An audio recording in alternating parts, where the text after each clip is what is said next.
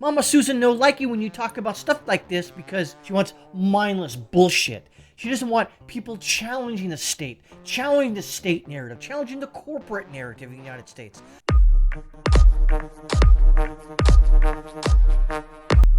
When you remove an instrument to help people defend themselves against, let's say, criminal element and the government element, this is what happens. Hundreds arrested, massive fines during Australian lockdown protests. Now, if you watch what's going on in Australia, and if you thought you had it bad here in the United States, and we do have it bad in some instances where, you had a governor put sick elderly into elderly homes and wiped them out. Thousands upon thousands of elderly were killed needlessly. For what reason? Who knows? Lockdowns, mask mandates, etc., etc., etc. But at least in the United States, you can defend yourself depending on which state you live in, or even down to what city you live. Well, in Australia, you don't have that capability anymore, and you haven't had it for a while. In Australia, the city of Sydney has been on lockdown since the middle of June. And for what? And if you know that their hospital loads and their caseloads aren't even like the rest of the world, they're not. There's no reason to do it. Why are they doing this? I think what they're doing is what they're called COVID zero, meaning that they want to eliminate it completely. You can't. Can we eliminate the flu completely? No, you can't. The flu is with us, and it has been with us for over 100 years. But what about this? Melbourne was locked down at the beginning of this month. A couple of weeks ago, we looked into some protests from hot air that were starting to spring up again in response to the country's harsh limitations while there were relatively few new COVID cases.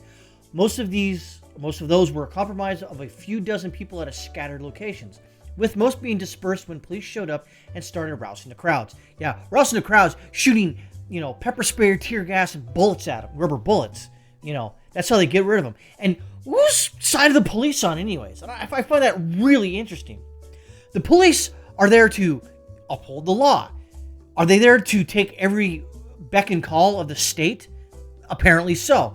They have jobs. A lot of these people who are protesting. So what do? They make things worse, as usually what cops do when they have power from the state. When the state says, hey, cops, don't worry about it. Do whatever you have to stop these protests. We have your back. And so they're going to be... Put it this way. If you look back in history in the United States, the Pinkertons, they were sort of like a private security agency. Anytime someone said, hey, we're going to, go for a strike, they would go in there and crack skulls. And this is what's going on right now. They don't care if they're being filmed.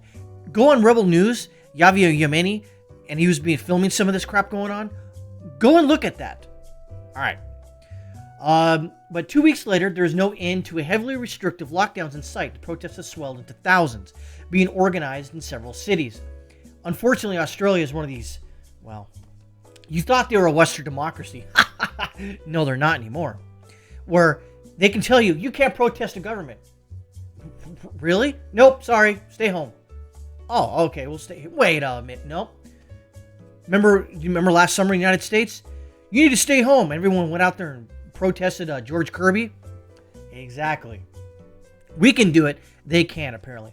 The police response has ramped up in response. The latest round of unrest resulted in hundreds of arrests and even larger numbers of significant fines being imposed on people. Just don't pay it. Don't. What are they going to do? Arrest a couple thousand people? Maybe. But they might even go worse than that. They may say, you can't, apply for a government job or something like that. They'll do something to make it absolutely necessary for you to pay the fine. While the injuries to police officers are disturbing, it's a clear sign that the people are no longer simply backing down and going home after when the cops show up. Some of them are fighting back. Well, what else are you supposed to do? And so when the riots happened last summer in the United States, I was sort of, I wouldn't say behind him, I understood. But once it got out of control, then I'm like, okay, that's messed up.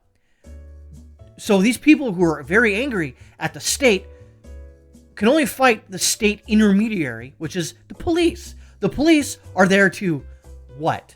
What are they going to do? Well, of course you know what they're going to do. They're going to take the full force, the monopoly of force, on the citizens themselves.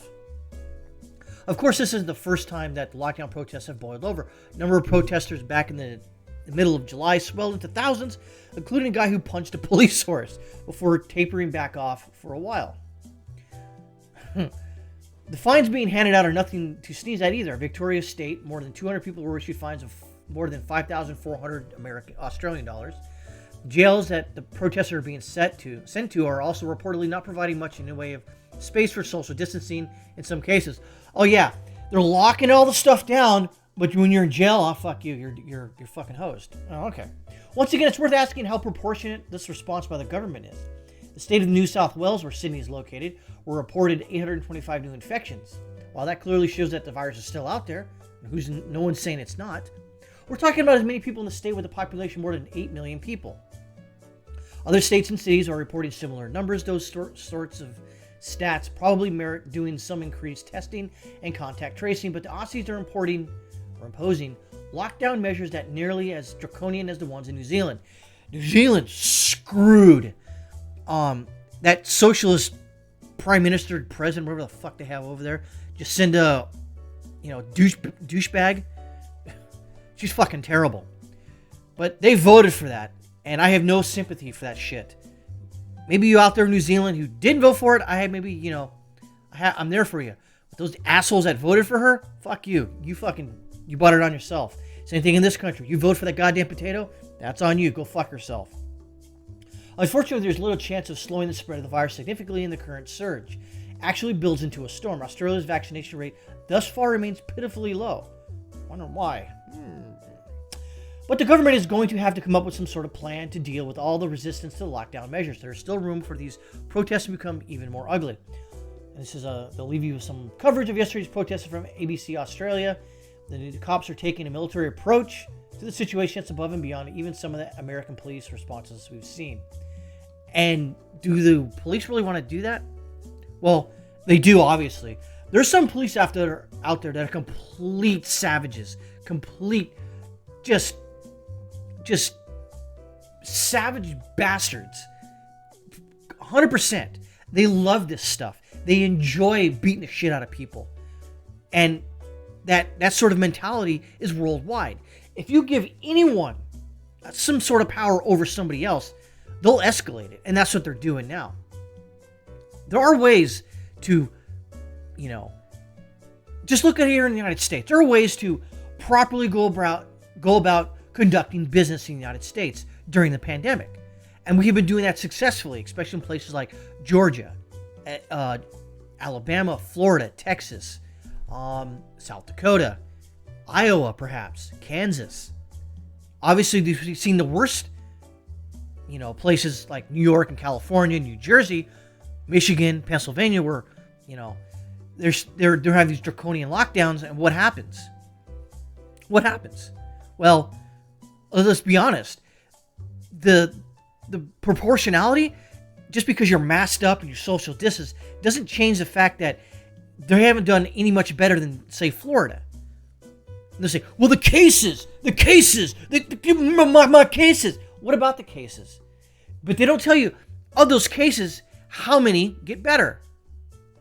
And I'm not going to go down that rabbit hole, but the numbers are out there. The numbers reflect on survival of this virus. And you can figure it out out yourself. I don't need to tell you. And also, why is the vaccination rate pitifully low in Australia? I don't know. Perhaps we should look into it. I should look into it. Perhaps there's some sort of Australian vaccine hesitancy. Maybe. I don't know. Maybe they consulted their doctor and all their doctors say, I wouldn't do it. Who knows? But I got to kind of toe the line here, especially on YouTube, because Mama Susan no like you when you talk about stuff like this, because she would rather have you go on YouTube and talk about makeup tutorials, travel blogs, the Ace family, whoever the fuck they are. That's what she wants. She wants mindless bullshit. She doesn't want people challenging the state narrative, challenging the corporate narrative in the United States. She doesn't like that. All I'm doing is talking about what's going on in Australia. And I hope some of my Australian viewers out there find a way to deal with an overstepping and overbounding government, especially dealing with the police.